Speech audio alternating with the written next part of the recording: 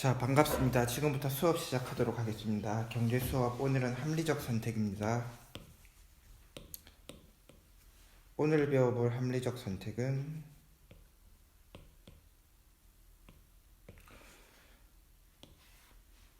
먼저 합리적 선택에는 크게 기회비용, 먼저 오늘 배울 내용 합리적 선택에서 1번 기회비용, 2번 매몰비용, 3번 합리적 의사결정,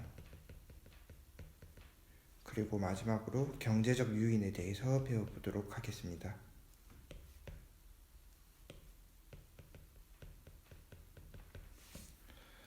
자, 교과서 먼저 읽겠습니다. 선택의 편익과 비용. 여기서 편익과 비용에서 편익은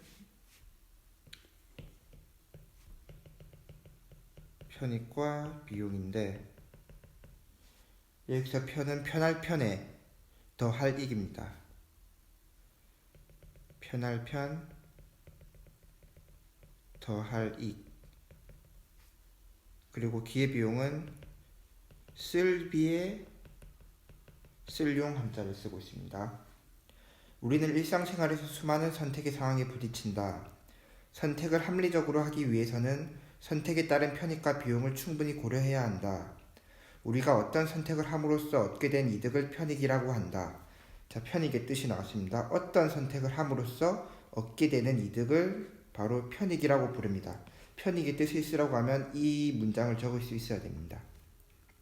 다음, 편익은 제빵업자가 빵을 만들어 판매함으로써 얻는 판매 수익과 같은 금전적 이득뿐만 아니라 소비자가 빵을 소비함으로써 얻는 정신적 만족감 등과 같은 비금전적인 것도 포함한다. 정신적 만족감 등과 같이 비금전적인 것. 편익은 이제 그러면 금전적 그리고 비금전적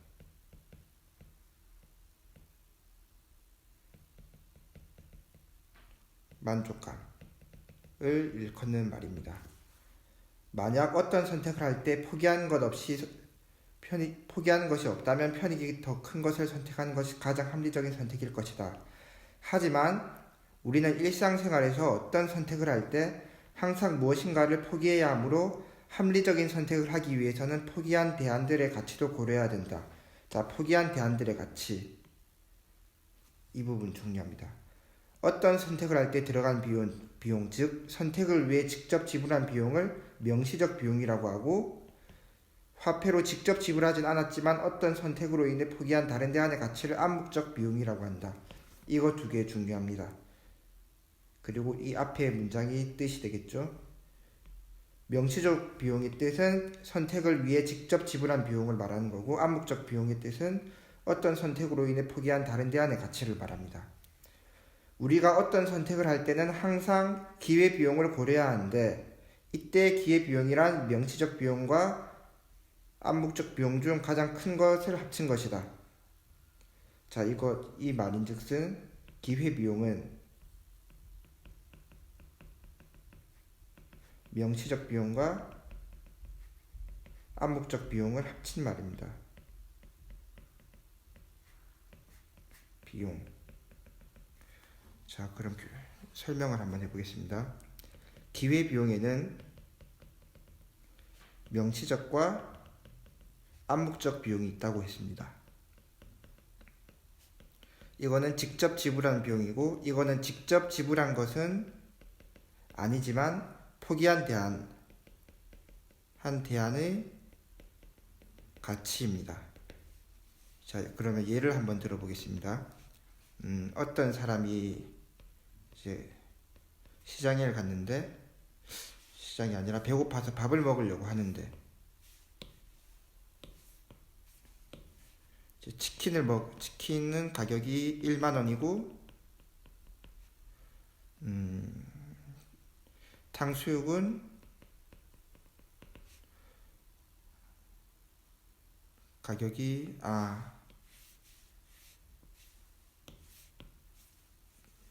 가격으로 하지 말고 이걸 만족의 크기.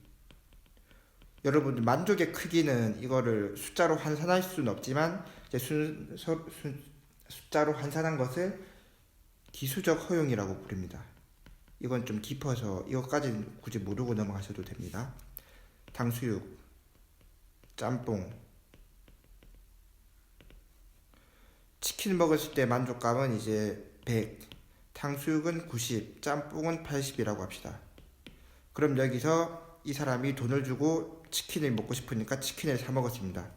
그럼 치킨을 사는데 들어간 비용이 바로 명시적 비용이 될 것이고, 그럼 여기서 암묵적 비용은 뭘 선택해야 될까요? 이걸 만약에 여러분들이 짬뽕을 선택했다면 이건 틀린 답입니다. 여기 말한 것처럼 가장 큰 것을 합친 거니까 이게 가장 그 다음으로 큰 거죠. 선택한 것 그 다음으로 바로 큰 것을 암묵적 비용이라고 합니다. 이거는 그 다음 3순위니까 이거를 포함시켜서는 안 됩니다. 즉 명시적 비용과 여기 탕수육의 암묵적 비용을 이걸 다 합친 게 기회 비용이라고 부릅니다. 자, 다음 계속해서 읽어보겠습니다. 한 학생이 가진 1만 원으로 책을 구매하거나 책 구매 1번 책을 구매한다. 2번 영화를 본다. 3번 피자를 사 먹는다. 만약 학생이 책을 구매하기로 결정하였다면 책 구매에 따른 기회비용은 얼마인지 한번 다 같이 계산을 해보도록 하겠습니다. 책 구매에 따른 기회비용은 우선 학생이 책을 구매하면서 실제로 지불한 1만 원이 포함되는데 이는 선택을 위해 들어간 명시적 비용에 해당된다. 이뿐만 아니라 책 구매에 따른 기회비용에는 영화를 관람하는 것과 피자를 사 먹는 것 중 가치가 더 큰 것이 포함된다. 학생이 책을 구매하지 않았다면 1만 원으로 영화를 관람하는 것과 피자를 사 먹는 것 중 하나만 선택할 수 있기 때문이다. 만약 학생이 책을 구매하기로 결정하면서 가장 아쉬웠던 것이 영화 관람이었다면 기회비용에는 영화 관람으로 얻을 수 있는 만족을 금전적 가치로 환산하는 것도 포함해야 하는데 이를 암묵적 비용이라고 해당한다. 어떤 것을 선택하고 그 다음으로 가장 아쉬워하는 게 바로 암묵적 비용이 되겠죠. 선택한 것은 명시적 비용이 되는 것이고, 이처럼 우리가 무언가를 선택할 때에는 자신이 직접 지불한 돈뿐만 아니라 그 선택으로 인해 포기한 다른 대안의 가치도 고려해야 한다. 이것을 바로 기회비용이라고 부릅니다. 예를 들면 여러분들이 햄버거 세트를 하나 사 먹었다고 생각을 해봅시다. 사 먹었는데 이게 4,900원인데 그럼 이 실제 여러분들이 지불한 금액은 4,900원이지만 이거는 명시적 비용일 뿐이고, 이 4,900원은 명시적 비용일 뿐이고 명시적 플러스 암묵적 비용. 햄버거 다음으로 먹고 싶어 했던 게 뭐가 좋을까요? 피자빵이라고 합시다. 피자빵이 햄버거 다음으로 먹고 싶었던 게 피자빵이니까 이 피자빵에 대한 비용이 암묵적 비용이 되는 것입니다.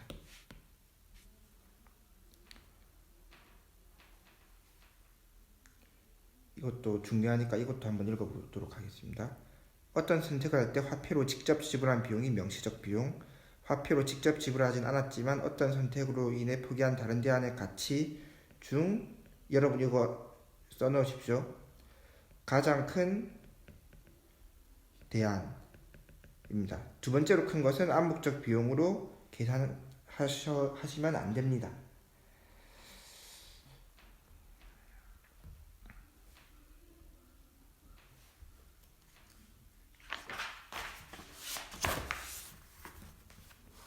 그 다음 매몰 비용 보도록. 매몰 비용 진짜 중요합니다. 한편 선택의 과정에서 오히려 고려해서는 안 되는 비용도 존재한다. 방금 고려해야 되는 것은 암묵적, 명시적 비용을 합친 기회비용을 고려해야 되고, 그럼 고려해서는 안 되는 게 뭘까요? 고려해서는 안 되는 거. 신라? 백제? 가 아니라 매몰 비용입니다. 매몰 비용은 고려하면 안 됩니다. 이걸 기회비용을 고려한 선택이라면 합리적 선택이라고 부르고, 매몰 비용을 고려하면 안 되는데 고려를 했다면 그러면 비합리적 선택이 되는 것입니다, 여러분. 존재한다. 바로 매몰 비용이다. 매몰 비용은 이미 투입되어 다시 회수할 수 없는, 즉 현재 어떤 결정을 하더라도 영향을 주지 못하는 비용으로 합리적 선택을 위해서는 이러한 매몰 비용이 얽매여서는 안 된다. 자, 이거 중요한 말. 이미 투입되어 다시는 회수할 수 없다. 현재 어떤 결정을 하더라도 전혀 영향을 주지 못하는 비용. 예를 들면 뭐 어떤 게 있을까요? 매몰 비용의 사례.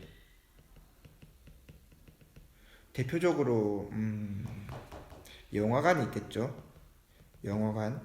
지금 코로나 때문에 영화를 못 보긴 하는데 일단 영화관에서 여러분들이 청소년 할인을 받아서 8,000원 주고 영화를 보러 들어갔다고 칩시다. 이거는 2시간 30분짜리 러닝타임을 가진 영화입니다. 이걸 보고 이제 한 1시간 정도를 봤는데 영화가 너무 재미없고 너무 졸려서 집에 가서 쉬고 싶은 거예요. 그러면 여러분들은 이제 2시간짜리라고 합시다. 그럼 이제 여러분들은 영화를 보다가 나와가지고 직원한테 가서 내가 2시간 중에 1시간만 봤으니까 4,000원을 거슬러 달라 하면 여러분 무슨 소리를 들을까요? 아마 욕을 안 먹으면 다행이겠죠. 이럴 수 없습니다. 여기서 그러면 기회비용, 명시적 비용 뭘까요? 이 8,000원이 매몰 비용. 이 8,000원이 매몰 비용이 되는 겁니다. 다시는 돌이킬 수 없는, 일단 8,000원을 지불하고 영화를 보러 들어가면은 영화를 끝까지 보든지 재미없어서 나오든지 그대로 잠을 자든지 어떤 역이 나오죠. 현재 어떤 결정을 하더라도 영향을 주지 못하는 비용을 바로 매몰 비용이라고 부릅니다. 자, 그럼 다음 거 한번 읽어보도록 하겠습니다. 저는 고등학교를 졸업한 후 대학에 진학할지 취업할지 고민이 되어요. 만약 대학에 진학하지 않고 바로 취업하며 일한다면 1년에 2천만 원 정도를 벌 수 있고, 만약 대학에 진학을 한다면 1번입니다. 대안 1번. 등록금은 1년에 8,800만 원이고 교재값이 1년에 70만 원, 또한 기숙사비, 생활비 등등을 포함한 게 1년에 600만 원 정도 들 것 같아요. 이러한 것들을 고려할 때 저는 대학에 진학해야 할까요? 자, 여러분 여기서 암묵적 비용과 명시적 비용을 구분해 보십시오. 이게 암묵적 비용이 될 것이고,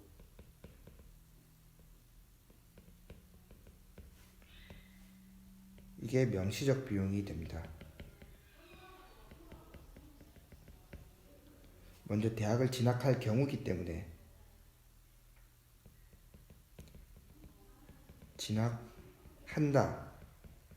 한다면 실제로 이것들은 지불이 해야 되는 거니까 명시적 비용이 되겠고, 이 1년에 2천만 원 벌 수 있다는 것은 대학을 진학을 안 했을 경우에 이 금액을 벌 수 있으니까 이건 암묵적 비용이 되겠죠. 그럼 이 학생의 대학 진학에 대한 명시적 비용은 다 합쳐서 870, 600이니까 여러분 얼마죠? 다 같이 계산해 봅시다. 1,470만 원이 이 학생의 명시적 비용이 될 것이고, 근데 명시적 비용이 아닌 기회 비용을 구하라고 물어본다면 여기서 2천만 원 더한 3,470만 원이 이 학생 대학 진학에 따른 기회 비용이 되는 것이죠. 즉 이 학생은 1,470만 원을 지불하고 대학을 다니는 게 아니라 3,470만 원의 기회 비용을 내고 대학교를 다니는 거니까 더 열심히 열공을 해야 되겠죠. 자, 그 다음 콩고드 착각. 이 콩고드 사례는 맨 큐의 경제학부터 여러분들이 경제학과나 경영학과를 가더라도 계속 나오는 사례의 아주 유명한 사례입니다. 이것도 역시 매몰 비용에 관한 사례인데 다 같이 한번 보겠습니다. 콩고드는 1969년에 영국과 프랑스가 공동 개발한 세계 최초의 초음속 여객기다. 콩고드는 개발 초기 단계부터 과도한 비용과 불확실한 수익성, 기체, 결함, 소음 및 매연 문제 등 부정적인 여러 징후들이 나타났다. 이처럼 많은 문제점들이 속속 드러나면서 콩고드 개발의 진행 여부를 두고 논란에 휩싸였다. 그럼에도 양국 정부는 이미 거액의 개발 자금을 투자했기 때문에 도중에 중단할 수 없다는 이유로 개발 작업을 계속 이어나갔다. 여기서 매몰 비용을 고려를 한 것일까요? 안 한 것일까요? 매몰 비용을 고려해버렸기 때문에 그럼 아까 말한 대로 비합리적 선택이 되는 겁니다. 콩고드는 1976년 10년이 지났죠. 약 10년. 운항을 개시하였으나 계속 적자를 냈고 사고도 나고 탑승객이 전원 사망하면서 기종의 안정성에 대한 대중의 신뢰도가 급격히 하락하고 결국 전면 운항 중단, 결국 이 사업은 실패로 돌아갔습니다. 예. 왜냐하면 매몰 비용에 얼매였기 때문이죠. 매몰 비용이라는 게 쉽게 이렇습니다. 그래서 매몰의 뜻이 매몰되었다. 묻을 매자에 빠질 몰입니다. 그냥 가다가 빠져서 더 이상은 꺼낼 수가 없다. 이걸 꺼내려고 노력해봤자 꺼내지 못하고 시간만 가고 비용만 많이 드니까 이거는 차라리 과감하게 건너뛰고 가는 것이 맞습니다. 쉽게 말해서 S전자에서 반도체 사업을 진행하는데 10년 동안 100억을 투자를 해서 100억의 연구를 했습니다. 이걸 지불해서 연구를 진행하는데 여기서 1년 더 200억을 투자를 하면은 연구가 성공을 합니다. 근데 이걸 팔면은 성공해서 수익은 한 150밖에 못 얻습니다. 그럼 여기서 이제 이 사장은 선택을 해야 되겠죠.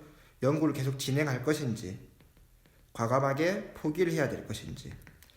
진행을 한다면 이 사장은 매몰 비용이 내가 100억까지 넣었는데 200억 더 넣어서 성공시켜야지. 이 100억 아깝잖아. 여기서 포기하면 100억 날라가는데 해서 진행시켜서 성공을 해서 150억을 수익을 내면 비용은 300억이기 때문에 결국은 150억의 적자를 내게 되는 것입니다. 근데 이 사람이 포기를 해버리게 되면은 100억을 그냥 수익을 못 얻겠지만 결국 연구도 실패했고 수익도 못 얻겠지만 연구 결과 100만원의 이 사람은 150의 손해를 받고 이 사람은 100억의 손해를 보았습니다. 즉 손해를 덜 보았기 때문에 이게 더 합리적 선택이죠. 즉 이 사람이 만약에 이 매몰 비용에 얼매여서 계속 연구를 진행시켰다면 150억의 손해. 이 사장이 아니다. 이건 매몰 비용이니까 이거는 고려하지 말자. 과감하게 버리고 새로 간다 하면 100억의 손해만 입고 겨우 그칠 수 있고, 근데 여기서 또 생각을 해야 될 게 이 100억을 또 다른 데 쓸 수 있으니까 100억이 아니라 이 200억이 만약에 성공을 했다면 100억보다 더 적은 금액의 손해를 보겠죠. 이 100억을 안 날렸을 거니까. 이게 바로 매몰 비용입니다.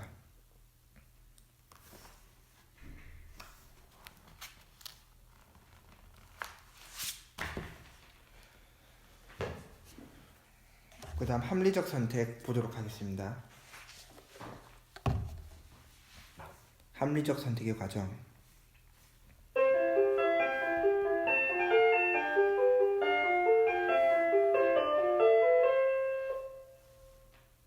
종이 쳤네요. 자, 합리적 선택이란 여러 대안의 편익과 비용을 분석하여 가장 적은 비용으로 가장 큰 편익을 얻도록 선택하는 것이다. 이거 중요합니다. 이 문장. 가장 적은 비용으로 가장 큰 편익을 얻을 수 있도록 하는 것이다. 우리가 선택을 할 때 고려해야 할 진정한 비용은 기회비용이다. 합리적 선택을 위해서는 기회비용이 같다면 편익이 큰 것을, 편익이 같다면 기회비용이 적은 것을, 기회비용이 같다면 편익이 큰 것, 편익이 같다면 기회비용이 적은 것을 선택해야 한다. 사람들은 누구나 합리적인 선택을 하려고 하지만 종종 순간적인 충동이나 주변 분위기에 휩쓸린 선택을 하고 후회할 때가 있다. 이를 방지하기 위해서는 다음과 같은 합리적 의사결정 과정에 따라 선택하는 것이 바람직하다. 자, 여러분, 이게 합리적 의사결정 과정입니다. 이게 총 몇 단계죠? 1, 2, 3, 4, 5단계로 나눠져 있는데 이건 쉽게 여러분들이 읽어만 보셔도 충분히 이해가 될 것입니다. 쉬우니까. 그렇지만 이 5단계를 알고 있어야 됩니다. 이걸 다 적진 않더라도 이 문장을 주고 이게 여기 빈칸을 넣었을 때 여러분들이 기입할 수 있을 정도는 되어야 됩니다.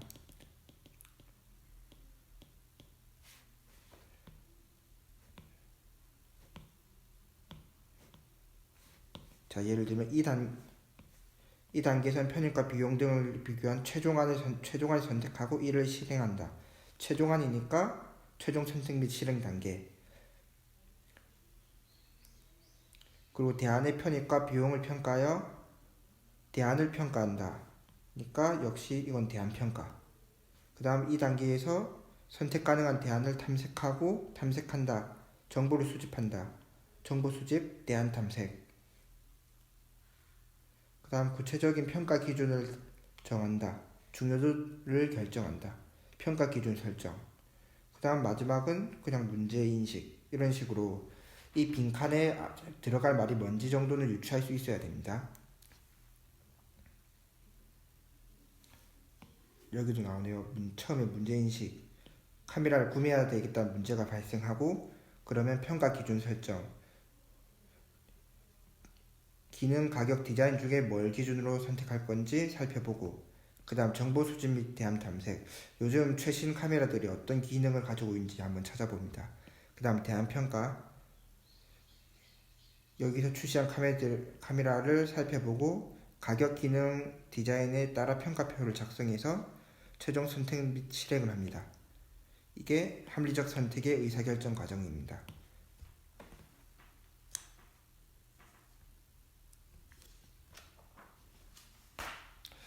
마지막으로 경제적 요인 보도록 하겠습니다. 사람들은 경제활동을 하면서 편익과 비용을 고려하여 무엇인가를 선택하므로 어떠한 요인에 의해 편익과 비용이 변화하면서 선택도 달라진다. 이때 편익이나 비용에 변화를 주어 사람들의 행동이나 선택을 유도하거나 바꿀 수 있게 하는 요인을 경제적 요인이라고 한다. 경제적 요인. 그 다음 경제적 요인은 크게 긍정적 요인과 부정적 요인으로 구분할 수 있다. 긍정적 요인과 부정적 요인으로 구분할 수 있다. 먼저 긍정적 요인은 뜻이 바로 나오네요. 보상으로 편익을 증가시키거나 비용을 감소시켜 어떤 행위를 더하게 하는 요인. 어떤 행위를 더하게 하는 요인. 이게 정말 중요한 말입니다. 긍정적 요인이 뭐냐? 어떤 행위를 더 하게 하도록 무언가를 장려하는 행위입니다. 예를 뭐 성과급, 일 잘했으면 돈을 더 주는 거, 장학금, 공부 잘하면 돈 주는 거, 세금 감면, 뭔가 세금 감면은 열심히보다는 혜택을 주는 것이죠. 반면 열심히 음식물 쓰레기를 아끼거나, 이건 조금 이따 설명하도록 하겠습니다. 반면에 부정적 요인은 세금을 더 내거나 벌금을 내게 하는 것과 같이 비용이 증가하거나 편익이 감소하도록 하여 어떤 행위를 덜 하게 하는 요인을 말한다. 부정적 요인은 어떤 행위를 덜 하게 하는 요인을 말한다. 이거는 무언가를 제재한다, 제한한다는 역할이 되겠죠. 장려, 권장 이쪽은. 시장경제에서 모든 경제 주체는 경제적 요인에 반응한다. 즉 경제적 요인은 경제 주체가 편익과 비용을 고려하여 합리적으로 행동할 수 있도록 유도하고 경제적 요인이 한 역할. 합리적으로 행동할 수 있도록 유도한다. 이게 주 목적입니다. 이는 시장경제를 움직이는 원동력이 된다. 경제적 요인이 왜 필요한지 쓰시오 하면은 이걸 쓰면 되겠죠. 합리적 행동을 유도하기 때문에 필요합니다. 그리고 그걸 유도함으로써 시장경제가 원활하게 움직이는 원동력이 되기 때문입니다. 라고 하면 100점을 받을 수 있겠죠. 정부는 사람들의 행동을 사회적으로 바람직한 방향으로 이끌고자 경제적 요인을 적극적으로 활용하고 정책에 실시합니다. 이때 정부는 사람들이 그 정책에 어떻게 반응할지에 대해 충분히 검토를 해야 합니다. 경제적 요인을 활용한다. 충분히 검토해야 한다. 예를 들어 정부가 소비자 투자 촉진을 위해 조세를 감면하는 정책을 펼쳤으나 가게나 기업이 감면된 조세로 얻어진 소득을 쓰지 않고 모아만 둘 경우 정책 효과를 거두기 어려울 가능성이 있다. 즉 정책 실패가 됩니다. 정책 실패. 그래서 경제적 요인을 가장 많이 쓰는 곳이 어디라고요? 정부에서 많이 쓰는데 정부가 이걸 쓸 때는 충분히 정책을 검토해야 합니다. 그렇지 않은 경우 부작용, 역효과 등이 발생하기 때문이죠. 그럼 경제적 요인의 예시가 뭐가 있을까요? 예를 들면 쓰레기 종량제 봉투, 쓰레기 종량제, 전기 누진세, 환경오염세,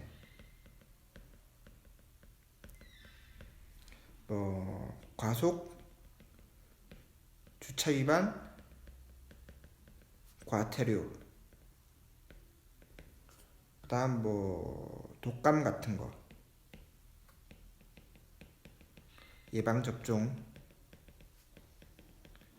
비용. 자, 이 예시들을 한번 보겠습니다. 먼저 이게 긍정인지 부정인지 보겠습니다. 이걸 설명을 하고 해야 되겠네요. 먼저 쓰레기 종량제 봉투는 뭘까요? 쓰레기를 여러분들 엄마들이 쓰레기를 버릴 때 그냥 검은 봉지에 막 버리지 않고 쓰레기 종량제 봉투를 뭐 100원, 뭐 700원, 혹 큰 건 1000원까지 좀 사서 쓰레기 봉투를 돈 주고 사서 버려줘. 왜냐면 즉 쓰레기를 버리려면 다 돈이 듭니다. 그럼 돈을 아끼려면 어떻게 해야 되겠죠? 쓰레기를 안 만들면 되겠죠. 뭐 음식물 쓰레기는 최대한 많이 먹거나 쓰레기를 뭐 분리수거를 하거나. 그래서 쓰레기를 안 만들면 안 만들수록 돈을 아낄 수 있기 때문에 이거는 긍정적 경제 요인이 되겠죠. 무언가 쓰레기를 아끼는 것을 권장하기 때문에.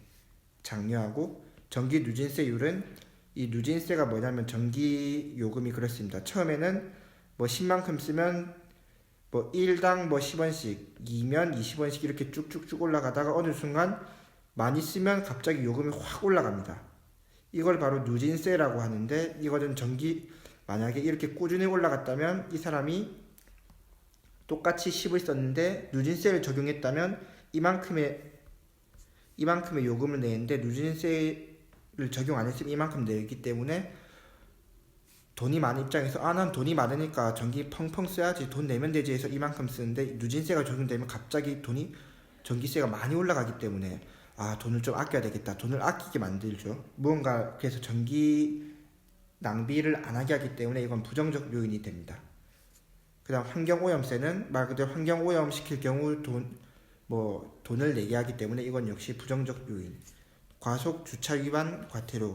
이것도 신호 위반을 하거나 주차하면 안 되는 자리에 주차할 경우 불법 주차를 못하게 막는 것이기 때문에 이것도 역시 부정적 요인.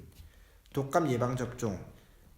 독감을 걸렸을 때는 치료비가 한 10만 원이 드는데 예방접종 비용은 만 원밖에 안 됩니다. 그럼 대부분 사람들은 예방접종을 하겠죠. 예방접종을 함으로써 독감 안 걸리게 하려고 정부가 보건정책을 펼치는 것이기 때문에 이건 긍정적 요인. 이런 식으로 여러 가지 경제적 요인을 대부분의 정부에서 합니다. 근데 정부에서만 하느냐? 그건 꼭 아니죠. 기업도 하고 가끔씩은 가게도 하기도 합니다. 근데 대부분 정부에서 많이 이루어진단 말이죠. 유인한다. 말 그대로 살살 꽂혀서 유인해서 원하는 목적으로 데리고 오게 한다. 다음 쇼핑카트 정리. 쇼핑카트 역시 경제적 요인을 활용하여 사람들이 스스로 쇼핑카트를 정리하도록 유도한 것입니다. 보통 쇼핑카트 넣을 때 100원에서 혹은 어떤 곳은 500원도 있더라고요. 100원을 넣고 반납 시 100원을 돌려받을 수 있다. 이 100원이 바로 경제적 요인이 되겠죠. 경제적 요인.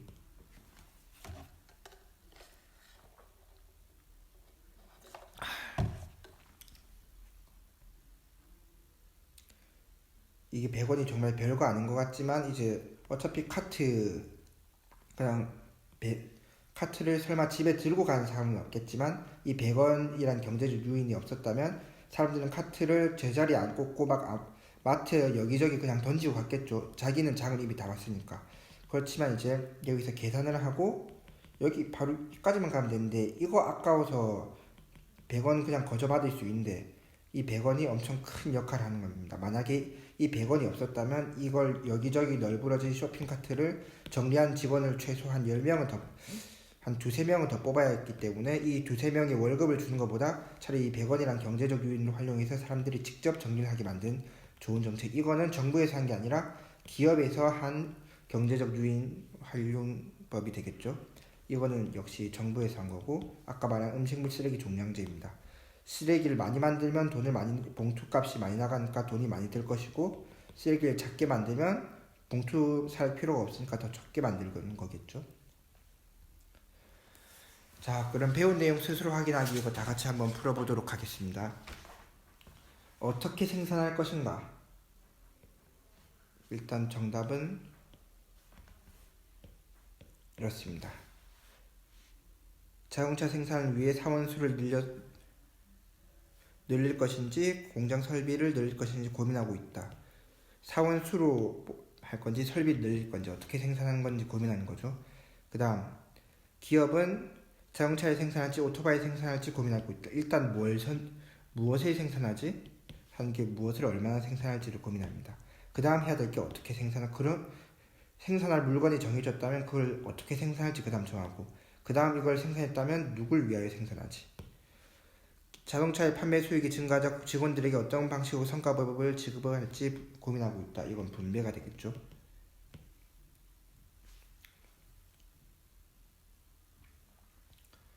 그 다음 들어갈 말 여러분 같이 풀어봅시다. 경제 생활에서 고려해야 하는 진정한 비용은 뭐죠? 이것과 이것을 비교해야 되는데 두 개 다 쓸 수는 없으니까 이거 두 개 합한 게 아까 뭐라고 했죠? 기회비용이었으니까 기회비용을 쓰시면 됩니다. 비용. 그리고 우리는 이 땡땡이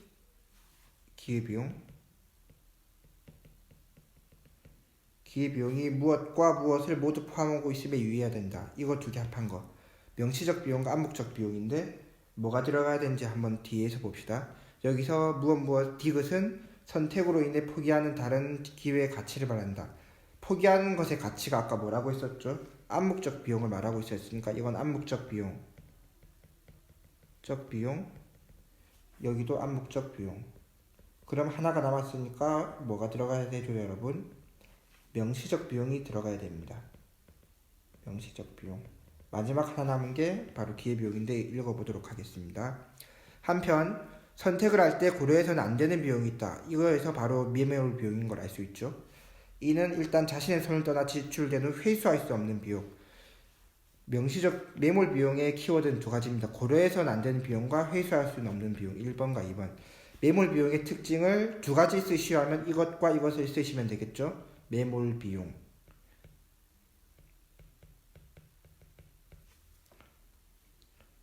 자, 밑줄친 내용의 생산에 해당되는 것은 땡, X, 동그라미.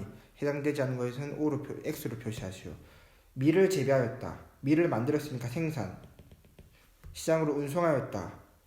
만든 건 아니지만 운송함으로써 부가가치를 창출했기 때문에 이건 뭐가 되겠죠? 그러면 이것도 역시 생산.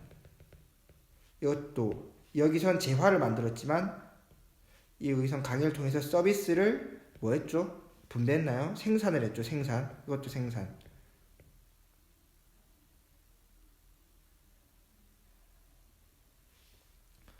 그 다음 임금을 받았다. 이거는 분배니까 이렇게 해야 정답이죠.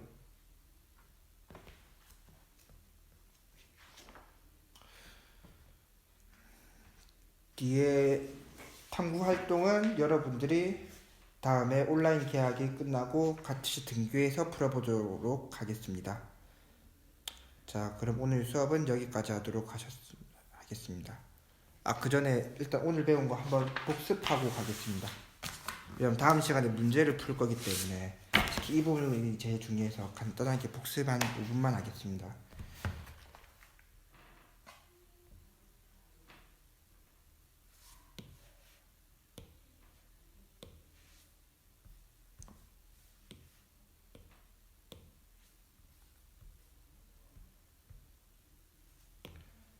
여러분 오늘 뭘 배웠죠?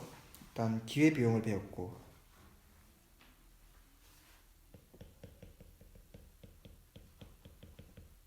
또 기회비용에는 뭐가 있다고 했죠? 명시적 비용과 암묵적 비용.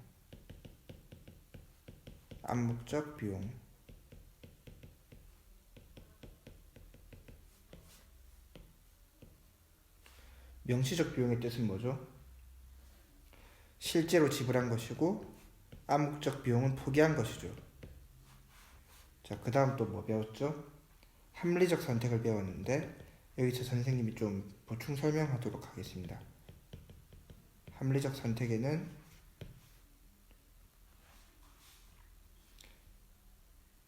일단 순편익이 있습니다. 순편익은 편익에서 비용을 뺀 금액입니다. 예를 들면 이런 것이죠. 여러분들이 10,000원짜리 치킨을 먹고 편익은 이제 만족감이 있기 때문에 돈으로 환산할 수 없지만 아까 말한 대로 기수적 허용을 통해서 굳이 만족감을 수치화시킨다면 편익은 한 15,000원 정도의 편익을 얻었습니다. 그럼 여기서 여러분들은 순편익으로 5,000원을 얻게 되는 것이죠. 근데 치킨을 시켰는데 너무 맛이 없어가지고 편익이 8,000원밖에 안 됩니다.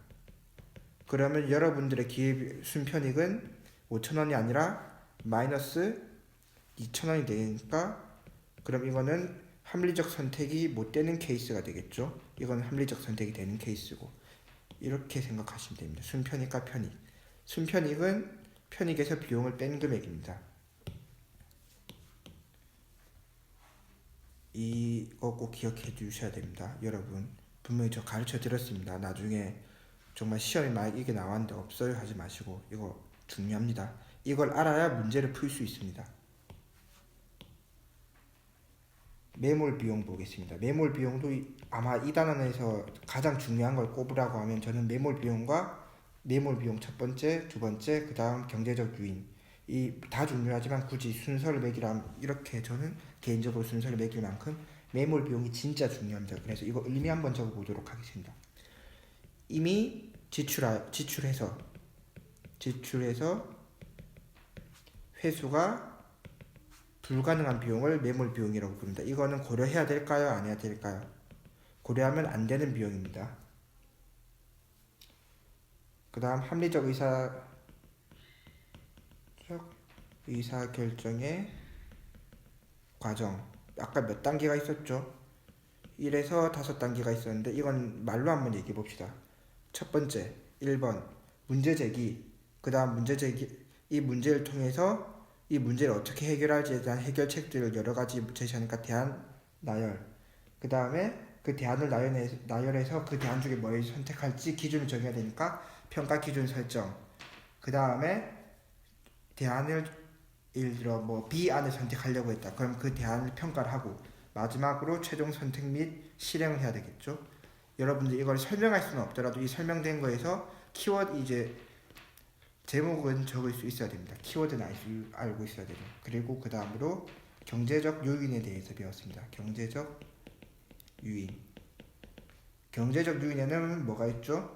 긍정적 유인과 부정적 유인이 있습니다. 긍정적 유인은 무언가를 하도록 해서 강화시키는 역할이고 부정적 유인은 무언가를 약화시키는 역할을 합니다. 예를 하나씩 들어볼까요? 부정적 유인은 쉽게 말해서 뭐 범칙금, 과태료 같은 것이 있겠고 그 다음 긍정적 유인은 장학금, 성과급 이렇게 있습니다. 자, 여러분 수업이 끝났고 오늘 배운 거 꼭 정리해 보시기 바랍니다. 오늘 수업 여기까지 하도록 하겠습니다. 수고하셨습니다.